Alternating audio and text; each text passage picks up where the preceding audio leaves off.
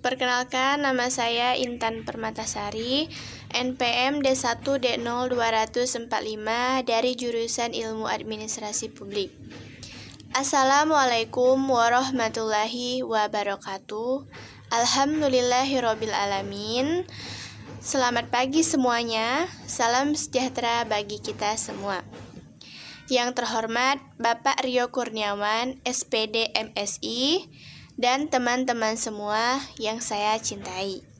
Puji dan syukur kita panjatkan kehadirat Allah Subhanahu wa Ta'ala yang telah melimpahkan rahmat dan karunia-Nya, dan tak lupa salawat beserta salam kita sampaikan kepada junjungan kita Nabi besar Nabi Muhammad SAW.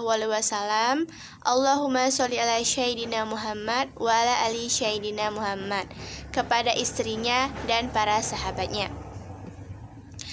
Baiklah, pada kesempatan kali ini saya akan menyampaikan pidato tentang pendidikan di masa pandemi.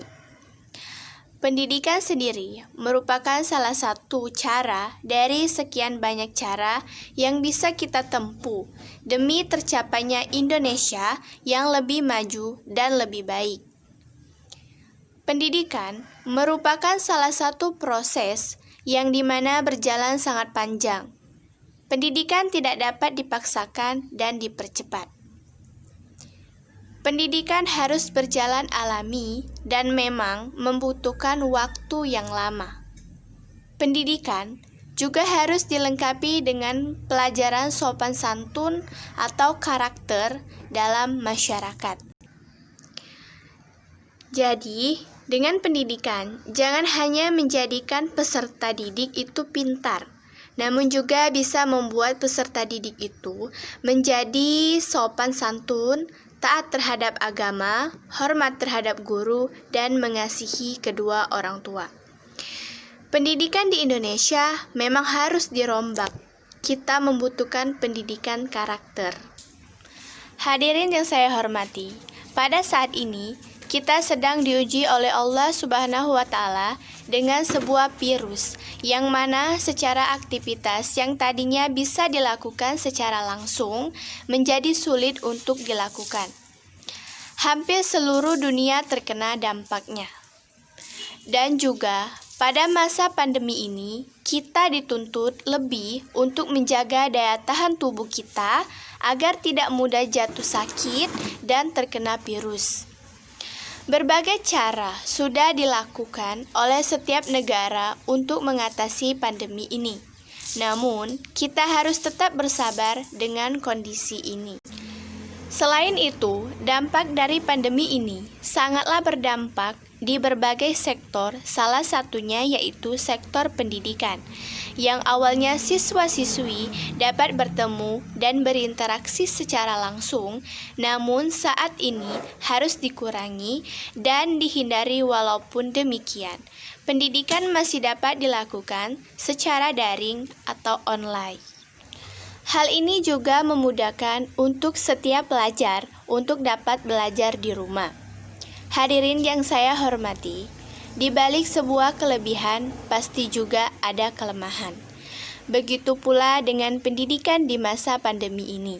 Memang benar, kita lebih mudah dalam di satu sisi, akan tetapi bagi mereka yang berada di daerah yang rentan akan jaringan yang lemot atau susah, hal ini menjadi suatu beban yang cukup berat bagi mereka. Dan juga bagi mereka yang masih kurang paham tentang teknologi, maka hal ini menjadi tantangan terberat bagi mereka. Seperti halnya yang dikatakan oleh Bapak Direktur Jenderal Pendidikan Tinggi Kemdikbud, Nizam, pada acara Konferensi Internasional Energi dan Berkelanjutan. Saat ini pandemi menjadi tantangan dalam mengembangkan kreativitas terhadap penggunaan teknologi. Bukan hanya transmisi pengetahuan, tapi juga bagaimana memastikan pembelajaran tetap tersampaikan dengan baik. Masa pandemi ini juga melatih serta menanamkan kebiasaan menjadi pembelajar mandiri melalui berbagai kelas daring atau webinar yang diikuti oleh mahasiswa. Selain itu, mahasiswa juga dapat bekerja sama satu dengan yang lainnya untuk menyelesaikan permasalahan dalam pembelajaran, serta menghadapi permasalahan yang ada. Pembelajaran daring menjadi tantangan bagi dunia pendidikan dengan situasi Indonesia yang memiliki ribuan pulau. Bagaimana teknologi dapat digunakan, bagaimana penggunaan akses internet pada daerah-daerah terpencil. Ini merupakan tantangan bagi semua pihak. Saat ini kita harus bekerja sama bagaimana membawa teknologi menjawab permasalahan nyata yang terjadi pada pelajar atau mahasiswa yang kurang beruntung dalam hal ekonomi maupun teknologi. Kondisi pandemi ini juga memaksakan para pemangku kebijakan di bidang pendidikan untuk dapat menyesuaikan diri dalam melaksanakan proses pembelajaran. Karena setelah munculnya wabah ini, di belahan bumi sistem pendidikan pun mulai mencari suatu inovasi untuk proses kegiatan belajar mengajar. Terlebih, adanya surat edaran nomor 4 tahun 2020 dari Menteri Pendidikan dan Kebudayaan yang menganjurkan seluruh kegiatan di institusi pendidikan harus jaga jarak, dan seluruh penyampaian materi akan disampaikan di rumah masing-masing. Hadirin yang saya hormati, berdasarkan ucapan dari Bapak Nizam tadi, dapat ditarik kesimpulan bahwa di masa pandemi ini kita harus dapat mengembangkan kreativitas kita, meskipun kita dibatasi oleh jarak ataupun yang lainnya. Dan juga, walaupun kita lebih banyak melakukan aktivitas di dalam rumah, akan tetapi jangan sampai kita terlena dengan keadaan. Karena itu kita harus tetap semangat dan pantang menyerah menghadapi ujian ini. Pembelajaran daring juga sebenarnya memberikan dampak positif bagi mahasiswa dan dosen. Jika bagi mahasiswa, pembelajaran daring menjadi salah satu metode alternatif belajar yang tidak mengharuskan mereka untuk di kelas.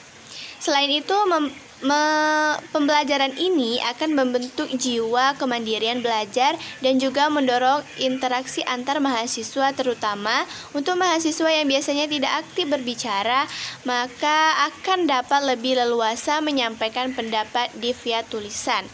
Sedangkan untuk dosen, metode pembelajaran daring hadir untuk mengubah gaya mengajar konvensional yang nantinya dapat meningkatkan profesionalitas kerja. Mungkin itu saja yang dapat saya sampaikan. Semoga bisa menambah pengetahuan dan wawasan kita, dan semoga wabah ini bisa sembuh dari muka bumi ini, bisa menghilang, sehingga kita bisa melaksanakan aktivitas kita sebagaimana mestinya. Kepada Allah saya mohon ampun. Saya ucapkan wassalamualaikum warahmatullahi wabarakatuh.